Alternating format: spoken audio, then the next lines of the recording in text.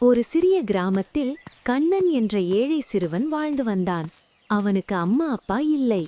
தினமும் காலையில் எழுந்து ஊரிலுள்ள கடைகளில் சிறு வேலைகள் செய்து கிடைக்கும் பணத்தில் வாழ்ந்தான். ஒரு நாள் மழை பலமாக பெய்தது. கண்ணன் வேலைக்கு போக முடியாமல் பசியுடன் ஒரு மரத்தின் கீழ் உட்கார்ந்திருந்தான். அப்போது சாலையோரத்தில் ஒரு காயமடைந்த நாய் நடக்க முடியாமல் நடுங்கிக் கொண்டிருந்தது. எனக்கே சாப்பாடில்லை, ஆனாலும் இதை கைவிடக்கூடாது என்று நினைத்து கண்ணன் அருகிலிருந்த வீட்டிலிருந்து கொஞ்சம் பழைய சாதம் வாங்கி நாய்க்கு கொடுத்தான். காயத்தை சுத்தம் செய்து துணியால் கட்டிவிட்டான். அந்த நாய் மெதுவாக குணமடைந்து கண்ணனை எங்கும் பின்தொடர ஆரம்பித்தது. சில நாட்களுக்குப் பிறகு ஊரில் ஒரு பெரிய வீடு திருடப்பட்டது. அனைவரும் பதற்றத்தில் இருந்தனர். அப்போது அந்த நாய் சத்தமாக குரைத்து திருடனை பிடிக்க உதவியது. போலீசார் வந்து திருடனை கைது செய்தனர்.